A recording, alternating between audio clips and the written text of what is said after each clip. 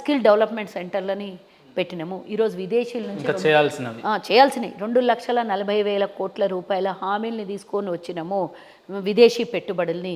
అలాగే ఇంకా డెవలప్మెంట్లు మేము స్పోర్ట్స్ యూనివర్సిటీ కట్టబోతున్నాము.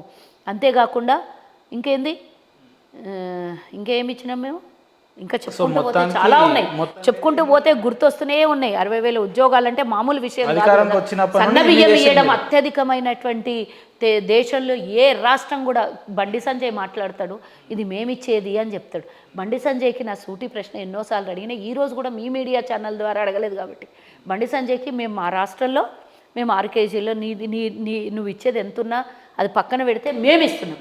మరి నువ్వు అన్ని రాష్ట్రాలకు ఇదే విధంగా ఇస్తున్నావు కదా సబ్సిడీ, ఆ రాష్ట్రాల్లో కూడా సన్నబియ్యం ఇస్తే దేశ ప్రజలందరూ సన్నాలు తింటున్నారని మేము కూడా సంతోషపడతాం.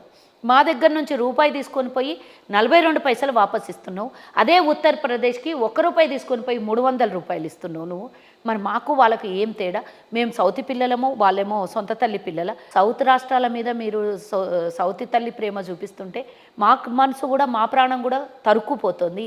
ఈరోజు పెట్రోల్ డీజిల్ పేరు మీద ఇంకా ఇతరత్ర వస్తువుల మీద సెస్సులు అదనంగా ట్యాక్సులు విధించినా భరించి కడుతున్నాం మేము. ఇవన్నీ మేము కేంద్రానికి ఇస్తున్నాం.